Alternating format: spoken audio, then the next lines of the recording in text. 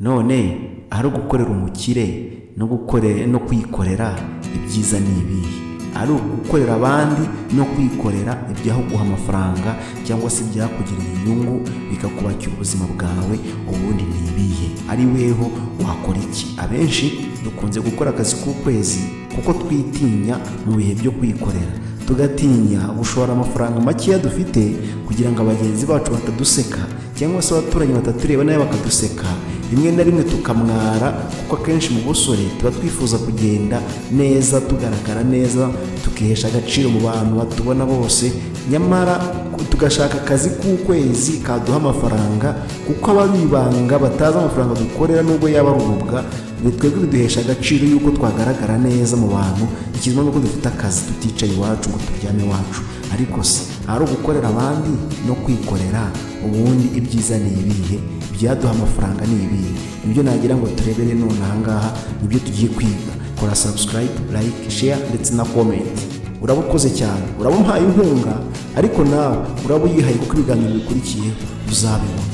Aka kanya rero mboneho no gusubiza n'umuntu wambajije iki kibazo muri kureba aha, witwa Nigena Jeanne. Ni nawe ngira ngo niwe wampaye topic kugira ngo tuyiganireho. Wenda maze kubona ikibazo afite kugira ngo nkuko muri kubisoma tukiganireho, noneho twibaze ese ari gukorera abandi no kwikorera ibyiza ni ibihe? Nigena Jeanne afite ikibazo cy'uko afite amafaranga 4,000 kandi nako 40 kandi akaba akorera abakire. None afite ubwo bwo gushora ayo mafaranga 40, akibaza niba yakunguka cyangwa se niba yahomba. Ati se ni byiza ko naguma muri ako kazi cyangwa no nagenda nkajya kwikorera, cyane ko nawe arashaka kwikorera agashora utwo dufaranga twe akikorera. Bigaragara ko Jeanne afite impumeko, mbega muri make arashaka kwikorera, arambiwe gukorera abandi. Ariko se ari ugukorera abandi no kwikorera, ubundi byiza ni ibihe? Nibyo nagira ngo tuganireho, ariko turi mu gice cy'abasore. Abantu bubatse tuzabiganiraho ubutaha, tuzareba nabwo niba umuntu wubatse ibyiza byo gukorera abakire n'ibyiza byo kwikorera, niba ibyiza ari uko yakorera abandi cyangwa se yakikorera. Ibyo tuzabirebaho, ariko nakanya Jeanne afite amafaranga 40, kandi Jeanne mu mafaranga 40 afite arashaka kwikora, ntashaka gukomeza gukorera abakire.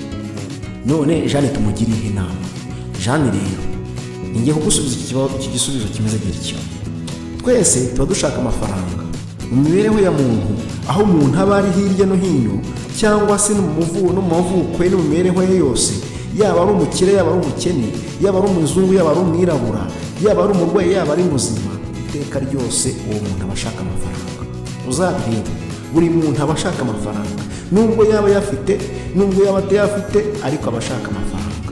Rero Jeanne, akazi wagiyemo wakagiyemo ugashaka, sibyo? Nkunda kubwiza ukuri abantu, ngiye nkababwira ikintu cyumvikana gutya.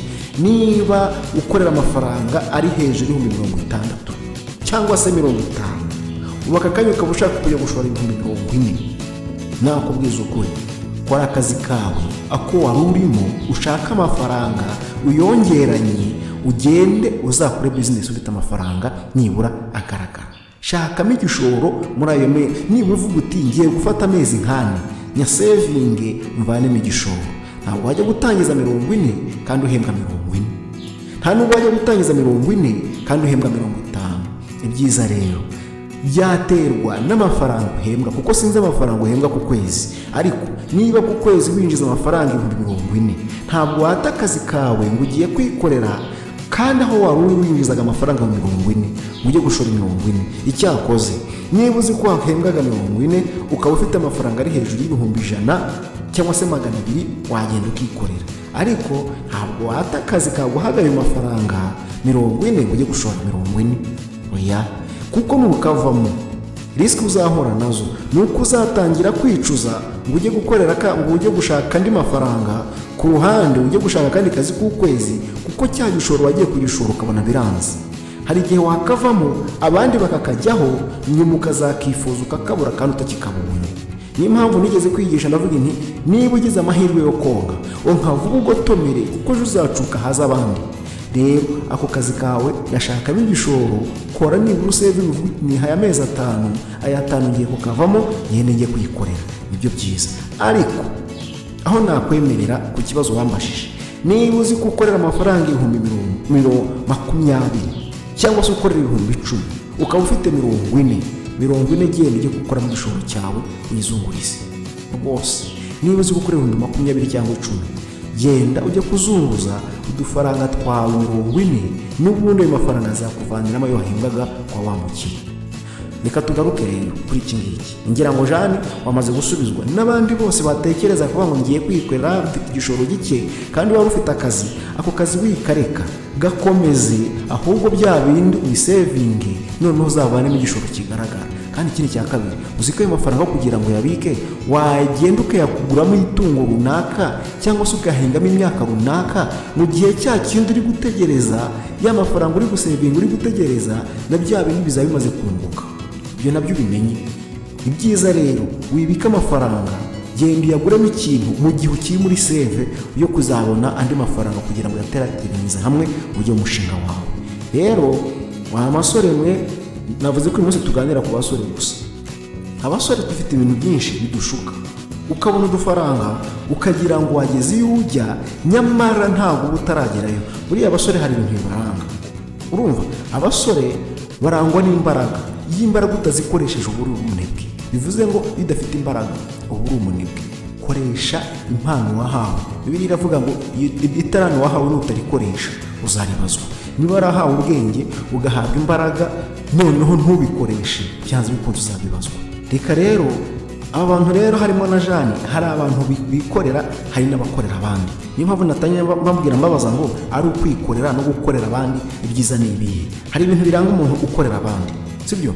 Gukorera abandi hari igihombo ugira, hari n'inyungu ugira, ariko nagira ngo turebe ibi ngibi. Ese iyo ukorera abandi ubundi inyungu yawe ugira ni iyihe? Inyungu ya mbere ni uko ukora save.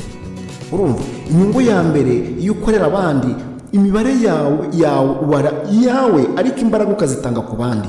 Icya kabiri, urya neza. Uri umuntu uhembwa ku kwezi arya neza, kuko ntabwo aba yitaye ku mvune. Ubwo ni ku basore, ntabwo aba yitaye ku mvune izo arizo zose, nta na stress aba afite, nta n'imihangayiko aba afite. Aba ameze nk'umwana w'umutesi uba wibereye aho, nta kibazo na gike afite. Mbega muri make ni no stress. Noneho igihombo uriya muntu azagira ukorera abakire, igihombo cya mbere ni uko ahora ari hahandi, nta bwenge agira bwo hanze. Nta bwenge bwo hanze bw'ishuri ngo amenye ngo hanze bimeze bite, imyaka yarahenze, ubuzima hanze bumeze nabi. Icyo gihe uriya muntu ukorera ku kwezi w'umusore ntabwo amenya ishuri ryo hanze ngo amenye ngo hanze byakomeye cyangwa se ibintu byazamutse, imyaka yabonetse, amafaranga arahari, ntabyo amenya. Icyazi cyo ni uko akora ukwezi kugashira agahembwa. Icyo nicyo gihombo cya mbere, ni uko nta shuri ryo hanze agira. Igihombo cya kabiri agira ni uko imbaraga ze zose azita kuri shebuja. Imbaraga ze zose ahora akora cyane, akavunika kugira ngo ashimwe na shebuja, ukwezi gushire ahembwe. Urumva igihombo ukuntu kivunanye, guhomba izo mbaraga. Ikindi cya gatatu, uriya muntu uhembwa ku kwezi, igihombo agira ni uko agira ubunebwe. Uriya muntu uhembwa ku kwezi ukorera abakire, iteka ryose ahorana ubunebwe, ariko ubunebwe bwo kwikorera. Ntiwamubwira ngo ese wakwikorera gute, ese urumva wakora iki, ibi n'ibi. Uwe yagusubiza ati reka gukora se nabishobora. We muri make nta nubwo binamuzamo, niyo bimujemo yumva ari nk'inzozi, akumva ntabwo byamushobokera, ntabwo byaza, ntabwo muri make ntabwo we abitekereza neza. Ikindi kiyongereyeho cyuriya muntu ukorera umukire cyangwa se abakire, igihombo agira, ahora agira ubwoba. Niyo amubwira ngo ufashe amafaranga 500 wagenda ukayacuruza ugakora ibinini, aravuga ati muri we ahite yishyiramo noneho ubwoba, akavuga amafaranga ndamutse nyashoye yashya, yahomba, ibi ntabwo byakunda. Ayo mafaranga 500 yashoye se agahomba, nazabaho gute? Muri make nabwo urumva ko afite ubwoba bwo gushora amafaranga ye kugira ngo atazahomba. Urumva, none uriya muntu uriya musore ari ukwikorera no gukorera abandi, ni byiza ko yakomeza agakorera abandi, ni byiza ko yakomeza agakorera ukwezi. None reka noneho tugaruke ku muntu wikorera sasa. Umusore wikorera ku giti cye, hari igihombo nawe azagira, hari n'inyungu azagira. Ariko reka turebe inyungu azagira. Igihombo, reka duhere ku gihombo. Igihombo cya mbere azagira niba yikorera ni uko azarya menshi kuruta ayo yashoboye.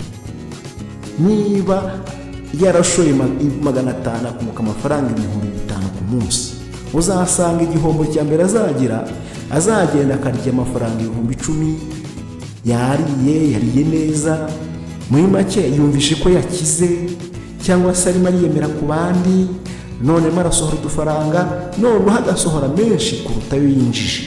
Igihombo cya kabiri azagira ni uko azagira inshuti mbi. Inshuti mbi nayo izaza imushuke muri twa dufaranga ari kugenda yinjiza, usange nazo zirimo ziragenda zimwoshya, barayakonsumye, barayariye, aramaguriye se, wenda amafaranga yari afite arimo kubera inshuti ze ziri kumushuka y'amafaranga arimo arasohoka. Ikindi gihombo cya gatatu ni imibare mikeya. Nacyo azagira nuko azagira imibare mikeya, ntabashe kumanaginga y'amafaranga ye. Icyo gihe y'amafaranga yazagenda ayoyoka arinda shira. Ikindi gihombo ari nacyo cya nyuma ni uko yiyemera. Uriya muntu naramuka yiyemeye, byanze bikunze, kandi ibintu mu basore bitubaho, umusore iyo yiyemeye amafaranga byanze bikunze aragenda amushiraho. Aho agiye gutereta umukobwa, agiye yakodesheje imodoka kandi yinjiza amafaranga 2,000 ku munsi, yenda yateze moto kandi agiye ahantu kure yakagombye gutegamo imodoka, amafaranga yagiye mu bwiyemezi ku muntu wikorera arashira. Noneho reka nsubize abafite ibibazo ku bijyanye no kwikorera, aho kugira ngo ukorere umukire ukaba uzi ko aguhemba amafaranga make, ukaba uvuze ko wabona igishoro, genda ushore wikorere mu mafaranga yawe makeya. Dore inyungu uzagira rero nuramuka wikoreye muri cya gishoro cyawe. Icyambere ni uko amafaranga yawe cyangwa se bizinesi yawe uzayishyiraho imbaraga zawe zose, nkaho wakazitaye ku bakire bandi, wowe uzazita ku byawe kandi uzi kuri kwikorera. Muri make uzahangayika, uzarara udasinziriye ushaka ko bizinesi yawe ihora itera imbere kandi wumva ko uyifite ku mutima, kuruta uko wajya guta imbaraga zawe ku by'abandi kandi hari ibyo wagombye gutaha imbaraga zawe. Rero inyungu ya mbere ni uko imbaraga zawe zose uzazikoresha mu byawe. Icya kabiri, inyungu ya kabiri ni uko uriga ibyo ukora byose uba uri nko ku ishuri. Ibyo ukora byose uba mbega muri make hari ibyo umenya utakagombye kumenya uri mu kazi. Niba uri mu kazi ukaba uranguye ibishyimbo, mirongo ukayirangura wenda 1,000, wagira imbere ukabona umuntu yakubwira ati noneho izo mirongo y'imenda yikugurira 5,000 muri make, kandi wowe kuyigurisha 6,000, urumva ko byihuse. Nabyo ni ishuri ubunyuzemo kuko utari ubizi, nabyo urabimenya, cyangwa se ubiboneye no ku bandi bagenzi bawe gucuruzanya, hari ibyo ubonye utari uzi, nabwo iryo ni ishuri. Ubwo inyungu ya kabiri ni uko wiga. Inyungu ya gatatu ni uko uhora uhimba udushya muri bizinesi yawe. Ihimba udushya. Niba uyu munsi ukoze utu, ejo uzakora utu, umukiriya naza uramwakira gutya, ejo uzamwakira gutya, mbega muri makeya bizinesi yawe urimo urayihangira udushya. Turimo turagenda tuza gake gake, gahoro kandi ibintu bigakunda, sibyo? Urumva ibintu muri bizinesi yawe hari ibintu bishyashya ugenda wongeramo kugira ngo abantu babashe kuyikunda, kandi nawe ni kugenda urushaho kugenda uyikunda kuko urimo urashyiraho imbaraga zawe zose. Icya kane ni uko nta gahato ngo shobuja aguhagaze hejuru, nta gahato kakuriho ngo ba bosi bashobora kukwirukana, nta gahato kakuri. Muri make ibyo ukora byose urakora nk'uwikorera kandi ukitanga nk'uwitanga. Ibyawe byose ni ibyawe, nta muntu uguhagaze hejuru ngo akubwire ngo biriya bintu abikoze nabi, sibyo? Abasore ndabizi abasore banga agasuzuguro. Niba umusore umuntu akubwiye ngo gira gutya kandi umuntu w'umusore wumva akantu kakujemo akagasuzuguro, ibi ni ariko ibyawe yibikoze ubikora nta muntu uguhagaze hejuru, ari mu byawe, nta n'ugutunga urutoki, nta n'uwagira guti, ubukora nk'uwikorera ari ibyawe. Icyanyuma ni uko wimenya uko uhagaze. Amafaranga yawe urayamenya, mu gihe undi we w'ukwezi aba amenya ibya shebuja. anahangayika arahangayikira bya shebuja. Reka dufate umushoferi niba atwaye imodoka arayibungabunga akayitwara neza, kandi ntabwo ari iye, ni iya shebuja. Arayitwara neza kugira ngo akunde ashimwe na shebuja. N'amafaranga yinjije iyo modoka abanza kumenywa n'uyitwaye. Rero hano urimenya, wimenyera utwawe, ukatumanaginga, ukadutwara gakeya, cyangwa se wihuta ko washaka kose. Ibyawe ni ubimenya weho na shobuja, noneho shobuja akabimenya nyuma yawe. Rero ahangaha niwe wimenyera ibyawe, nta muntu ujya kukumenyera ibyawe, kereka wagiye kwimenera ibanga abyo nakubwiye ngo inshuti mbi zishobora kugushuka. Rero ibyo dukora byose tujye tumenya ko kwikorera nicyo gisubizo cya mbere ugomba kumenya. Imbaraga z'abasore mureke tuzikoreshe. Imbaraga z'abasore zikoreshwa muri ubwo buryo bwo kwikorera, utagiye gukorera abandi. Iyo ugiye kuvunikira abandi, ubwenge bwawe buhora mu bakire, ukazarinda usaza ukiri mu bakire, ukajya muri pansiyo uri mu bakire, utegereje ngo ukwezi kuzashira abantu. Ariko iyo wikorera bibi byawe n'abana bakabikuriramo, n'abandi wakoze ukabashyiramo, ukazasaza umukozi gukorera wibereye hahandi mu rugo iwawe, utavunika, nta stress. Niba ari ukuvunika kwa mbere ni mu mutwe, noneho akarusho unavunikira n'abandi. Iyo ni imvune. Uzi gukora ukwezi uvunikira umukire, ukwezi kugashira umuvunikira, umwaka ugashira umuvunikira, umwaka wa kabiri ugashira umuvunikira, imyaka 10 igashira umuvunikira, ukajya kumva arakubwiye ngo taha, dore ibi ngibi byakunaniye, ejo hazaza abandi. Ntaguhe n'imperekeza. Nubwo yanaguha n'imperekeza, uzayigenda uyirye 2-3 ibi birarangiye. Uzi kuvunikira umukire ntanagushime. Uzi gukora guhera mu gitondo ukageza nimugoroba, ntazanga nakubwire ngo umva wakoze mwana we, wakoze rwose, akira nguhe n'agashimwe. Bona nubwo ataguha n'agashimwe, ariko nta mubosi ugishima umukozi we. Ntawubaho, nta mubosi ushima umukozi we ngo wakoze neza ahangaha, ahubwo ahora kugaya ibi wabikoze nabi, ariko ejo uzabikosore gutya na gutya, cyangwa se akakwihorera kuko abazi ko ibyo wakoze ubikoze neza, ariko ntabwo yakubwira ngo wakoze neza. Ntawe uzabona, nta n'uzanabaho. Rero iyo wikorera mu mbaraga zawe kugira ngo ujye kuzita ku bandi, wakwikorera. Ariko hagati aho, niba uzi gukorera amafaranga makeya, cyangwa se niba uzi gukorera amafaranga menshi, ukaba ufite igishoro gikeya, banza witonde. Abasore dukunda ubwiyemezi, utajya kwiyemera ngo ugiye kurangura ibintu by'ibihumbi 100, uzi ko ugiye kurangura nk'ibya runaka, ukuzuza amangazine, ejo uzatangira usebe uvuga uti abantu baranseka. Ariko iyo ugiye kuyikorera mu gishoro cyawe gike, ukaba uzi ko ari gikeya, ukicara hasi ugakora, amafaranga azaza. Uzirinde ubute, wirinde ubunebwe, ubundi wirinde amagambo. Mu gishoro cyawe gikeya bizakunda. Ntuzumva amagambo ngo wafite ca bugufi, muri duke ufite utwicareho bizaza. Ariko hagati aho udasezera akazi ngo uragiye, udasezera akazi ngo ugiye kwikorera, kandi amafaranga wakoreraga yari menshi, ugasanga ugiye gukorera amafaranga make, ejo utazicuza. Nakubwiye ngo niba ukorera amafaranga ukaba uzi ko ayo mafaranga ukorera ari menshi, ni ku musore. Ayo mafaranga ukorera ukaba uzi ko ari ibihumbi, wenda urugero 50. Bona nubwo yaba ari amafaranga 100, niba winjiza amafaranga 100, wijya kujya gushora 100 kandi ukorera n'ubundi 100 ku kwezi. Iki ni cya kabiri.